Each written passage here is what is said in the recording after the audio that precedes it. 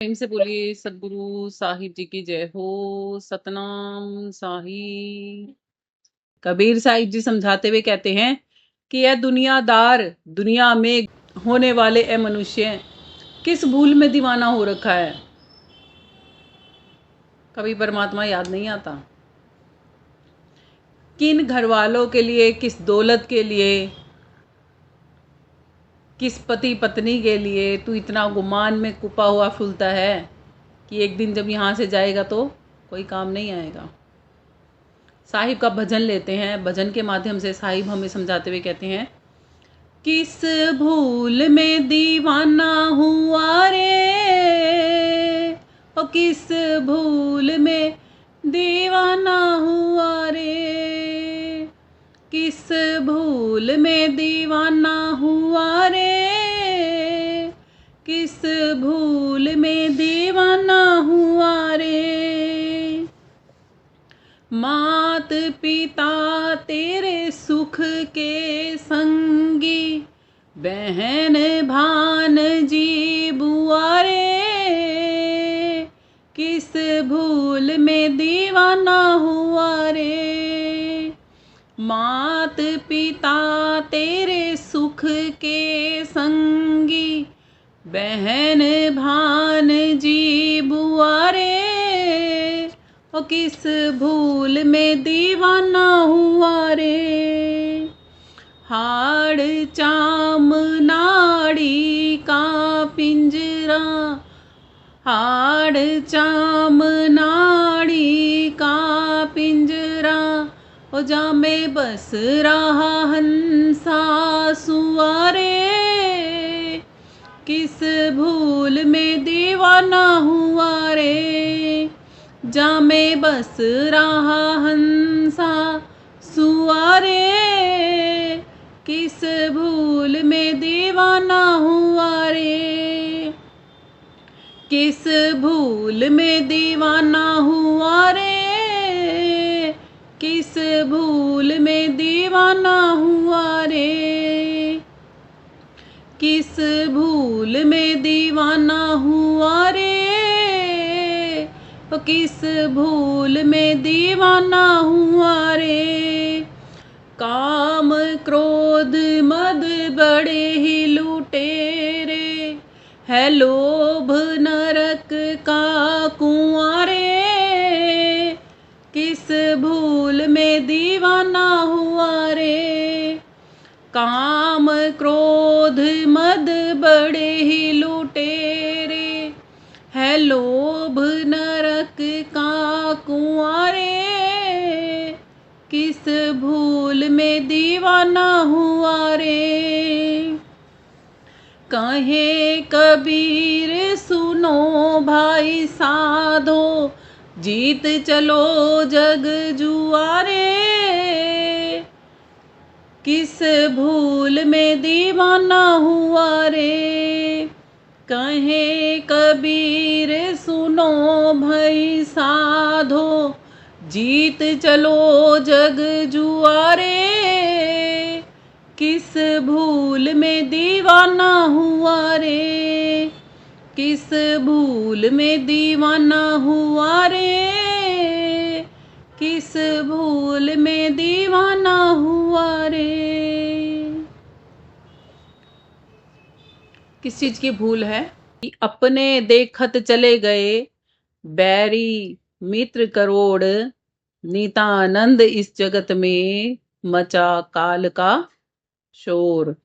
ये भूल है हमारी कि अपने देखते देखते बहुत सारे जने चले गए हैं, बहुत से जाने को तैयार हैं और हमारी बारी भी लगी हुई है, फिर भी इसी भूल में जीवन जी रहे हैं कि हमारा जीवन तो कभी खत्म होगा ही नहीं। कभी प्रभु प्राप्ति करने का ख्याल मात्र भी हमारे जहन में आता ही नहीं। कभी नहीं चाहते हम कि प्रभु प्राप्ति कैसे की जाती है जान लें और जान के कर लें। संत जन हमें सिखाते चले जाते हैं, सिखाते चले जाते हैं, फिर भी हम अमल नहीं कर पाते। ये भूल नहीं है हमारी तो फिर क्या है।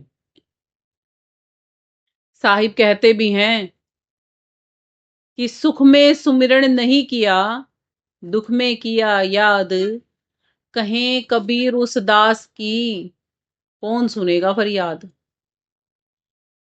कि जब सुखी था तब तो परमात्मा का शुक्राना भी नहीं निकला मुख से कि हे प्रभु आप ही की दया है, आपने जो दे रखा है, आपके भाने में मैं खुश हूं, और भक्ति करने का जो मुझे सुअवसर मिला हुआ है ना, उसके लिए मैं आपका धन्यवाद करता हूं। भक्ति भी नहीं की, और थोड़ा सा दुख आते ही कि है जी मैं तो इतना दुखी हूं, इतना परेशान हूं कि मुझसे तो भक्ति होती नहीं। परमात्मा से आप अर्जी लगा दो कि हमारे दुख दूर हो जाएं, तो खुद ही क्यों ना इतनी भक्ति कर लो। एक बारी एक गरीब व्यक्ति था, उस पर एक राजा प्रसन्न हो जाता है किसी बात को लेकर। तो राजा उसे कहता है कि खूब अशर्फियां वगैरह दे के जाता है उसको, और फिर कहता है भाई फिर भी कभी तुझको कोई जरूरत पड़ जाए ना, तो तू आ जाना मुझसे मिलने, ये भाई मेरी पहचान है, तो तू ये दिखाना। तो मेरे जो बाहर खड़े होते हैं ना सिपाही वगैरह, सेवादार वगैरह, कहते वो तुझे रोकेंगे नहीं, तुझे आने देंगे, पहरेदार जो थे। तो कहता है ठीक है। तो एक बार उसको विपदा आ जाती है, उसको याद आता है कि राजा ने मुझे एक पहचान दी थी, कि मैं जाकर मिल के आता हूँ राजा जी से, कि वही दुख का निवारण कर सकते हैं अब तो जब जाता है तो पहरेदारों से मिलता है, पहले बाहर पहचान दिखाता है तो वो जाने देते हैं अंदर। राजा उस समय पर भक्ति कर रहा होता है परमात्मा की, तो वो ऐसे किए होता है जब वो वहां पर पहुंचता है। तो राजा जब अपनी प्रार्थना पूरी कर चुका होता है और मांग चुका होता है परमात्मा से, जब वो उठता है तो वो देखता है कि ये वही भिखारी है, उसने मेरी मदद की थी और मैंने बदले में मदद की थी, और मैंने इसको बोला था भाई तू आ जाना जब तुझे जरूरत हो तो वो पूछता है हाँ भाई कैसे आना हुआ। कहता वो तो मैं बाद में बताऊंगा कि कैसे आना हुआ, पहले आप ये बताओ आप ये क्या कर रहे थे। तो राजा ने कहा मैं सारे जहान के मालिक से अपनी प्रजा की सुख शांति, अपने घर की सुख शांति मांग रहा था। धन वैभव कीर्ति मान सम्मान सब कुछ देने वाला कौन है? परमात्मा है। सबको देने वाला कौन है? परमात्मा है। हमसे किसी को दिलवाने वाला कौन है? परमात्मा है। हमें किसी से दिलवाने वाला कौन है? परमात्मा है।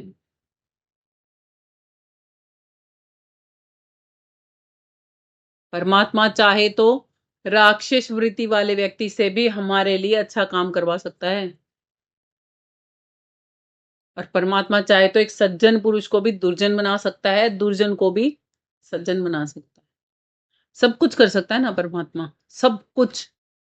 जिसके आगे हम लगाते हैं ना असंभव, कि ये कार्य तो संभव है ही नहीं, परमात्मा कहता है उसको भी संभव किया जा सकता है।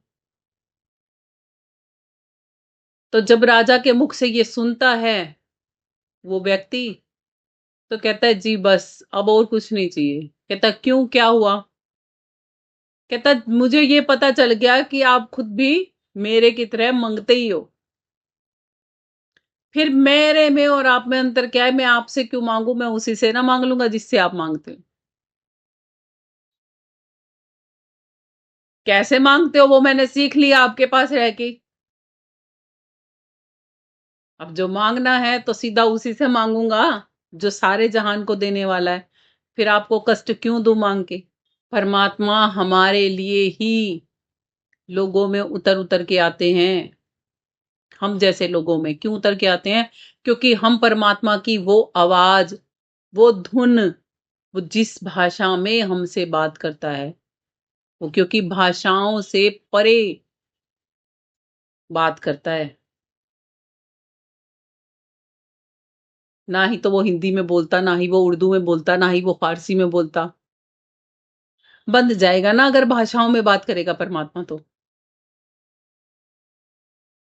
परमात्मा तो वो बोलता है जो उसकी आत्मा को सुने, आत्मा भी फिर वही बोलती है जो उसके परमात्मा को सुने। और संत जन सिखाते हैं कि परमात्मा को कैसे सुना जाता है, मगर हम उतनी देर वहां बैठते ही नहीं। किसी के दरवाजे के बाहर जाते हैं ना, घंटी बजाई और अपने घर चले जाएं। इतना भी इंतजार ना करें कि वो आने वाला बाहर आके गेट पे देख तो ले कि कौन आया था गेट पे, और फिर हम कहें कि वो तो है ना बड़ा बेकार व्यक्ति है, कि हम तो उसके घर की घंटी भी बजा के आए थे, उसने तो देखा ही नहीं। क्या करना पड़ेगा? अरे घंटी बजा के 5 मिनट 7 मिनट रुकोगे तो सही गेट के बाहर।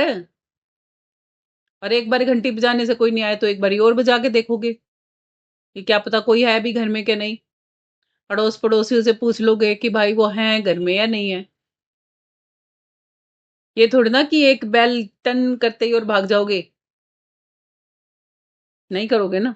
अगर ऐसा नहीं करते हो तो परमात्मा के पास बैठते हो, 10 मिनट बैठे 20 मिनट बैठे, मुश्किल से आधा घंटा बैठेंगे, फिर उठ जाएंगे जब परमात्मा के बात करने का समय आता है तो। फिर कैसे पता चलेगा परमात्मा भी बात करता है हमसे? फिर क्या ढूंढते हैं? जरिया ढूंढते हैं, वो जिनकी परमात्मा से बात होती है ना, उनको ढूंढते हैं ना, कि भाई मेरे को तो बात ही नहीं करनी आती, मुझे तो आता ही नहीं है, तो आप ही बोल देना। आप लगाओगे ना अर्जी तो पूरी हो जाएगी। अरे सबके लगाने से पूरी होती है भाई।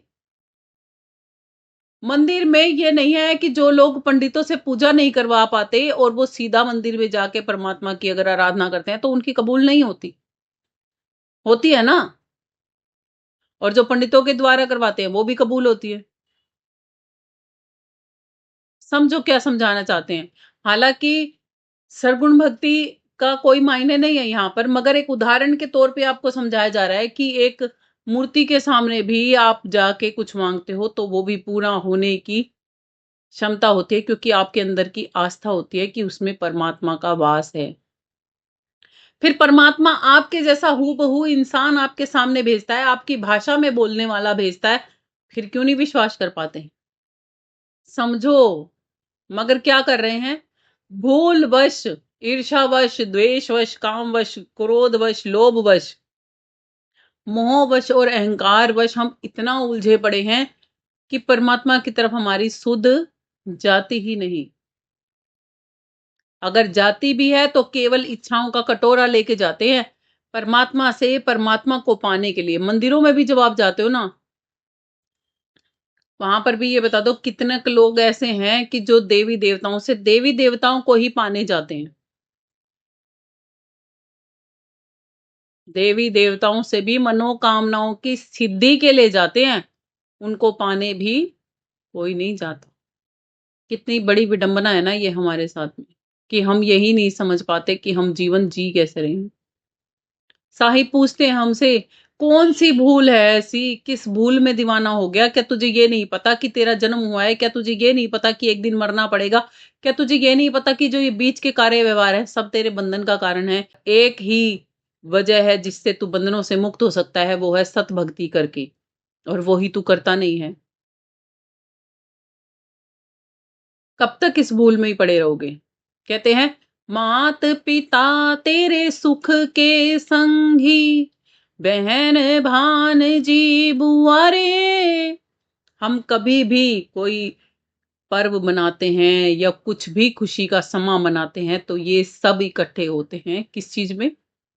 हमारी खुशियों में। खुशियों में इकट्ठे होते हैं ना। दुख में क्यों नहीं कहा साहिब ने? पता है क्या है? दुख तो सबसे बड़ा वो होता है कि जब आप यहां से जाओगे और यम के दूत आपको पकड़ लेंगे। वहां बता दो, मां संगी हो सकती है, पिता संगी हो सकता है, बहन, कोई भांजी, कोई बुआ, कोई संगी हो सकता है वहां पर। सबसे बड़ा दुख है वो। संसार के दुख सुखों में तो हमारे घर परिवार वाले एक समय पे एकत्रित भी हो जाए चाहिए, मगर जो सर्वोपरि दुख है उसमें कोई शामिल नहीं हो सकता। हाँ, आप सुखी हो जाओगे ना। क्यों कहा है ये सुख के संगी हैं? जब उन्हें ये दिखेगा ना इस व्यक्ति विशेष ने कोई ऐसी चीज पाली है कि जिससे इसकी हर एक प्रॉब्लम का सॉल्यूशन हो जाता है, तो क्या होगा, वो भी आपके उस सुख का अंश लेने के लिए आपके पास आ जाएंगे। अरे जो सही मायने में सच्ची भक्ति करता है ना, उसके पास तो देवी देवता भी आते हैं नतमस्तक होने। क्यों आते हैं पता है? वो भी ये चाहते हैं कि इसकी भक्ति का कुछ अंश हमें भी मिल जाए, ताकि हमें अगली योनि मनुष्य की मिले और हम भी भवसागर से पार हो जाएं। वो भी नतमस्तक होते हैं। इसीलिए तो कहते हैं भगत के काम भगत खुद नहीं करता, कौन करता है? भगवान खुद कर देते हैं उसके काम। भगवान के अंडर में ही आता है ना, देवी देवता, पितर, भूत, प्रेत, पिशाच, जो भी हो, डंकनी शंकरी, कोई भी हो, भगवान के कंट्रोल से परे है क्या कोई? फिर उसे एक भगवान की आराधना करके जब सब प्रसन्न हो सकते हैं, सब खुश हो सकते हैं, तो क्यों ना की जाए? फिर भी हम क्या करते हैं? पौधे से, पेड़ से उदाहरण लेके समझो इस बात को। समझो कि पेड़ की जड़ में आप पानी डालोगे ना, तो पूरा वृक्ष में अपने आप चला जाएगा वो। ठीक है। आप क्या कर रहे हैं? एक पत्ता लिया, उस पेड़ पे से तोड़ा, उस पे पानी डाला, बाकी पत्तों को पानी जाएगा? फिर वो सूखेगा धीरे धीरे। फिर दूसरा पत्ता तोड़ा, उस पे पानी डाला, और चलो। तब तक ऐसे ही टहनियां सारे पत्ते खत्म कर दोगे तो सारी टहनियां भी सूख जाएंगी। यानी कि आपका परमात्मा से मिलने का मार्ग बिल्कुल ही बंद हो जाएगा। पेड़ में भी छोटे पौधे होते हैं ना, उसमें भी अगर ऊपर से पानी डालोगे ना, तो सबसे पहले वो कहाँ जाता है? तो पे भले ही टच होगा, टहनियों पे भले ही टच होगा, मगर सीधा कहाँ चला जाएगा वो? जड़ में। जड़ में चला जाएगा ना। तो कम से कम आराधना करते हो, देवी देवताओं की करोगे, तो वो भी कहाँ लेके जाने के लिए होगी? उस जड़ में, उस परमात्मा पे। क्या कहते हैं? संसार सागर उल्टा वृक्ष है। उल्टा वृक्ष कहते हैं ना। सपोज करो आपने सरगुण भक्ति करी, पहला पत्ता पकड़ लिया, ठीक है, फिर निर्गुण भक्ति करी, टहनियां पकड़ ली। अब क्या करना है? ये छोटी छोटी टहनियां पकड़ने से कोई काम नहीं चलेगा, पूरा बड़ा तना पकड़ना है। तो क्या पकड़ना है? सद्भक्ति को पकड़ना पड़ेगा ना, तभी तो जड़ तक जाओगे। अगर यहीं पत्तों पे लटकते रहोगे तो क्या होगा? गिरोगे नीचे। समझ गए? तो इसीलिए समझाते हैं साहिब कि इस भूल में दीवाना होकर यहां घूमने से काम नहीं चलेगा। प्रभु भक्ति तो करनी ही करनी चाहिए हर एक किसी को। वो परमात्मा ने दिया ही हमें तन भक्ति करने के लिए है, और हम वो ही नहीं कर रहे, तो फिर हम भवसागर से पार भला होंगे कैसे?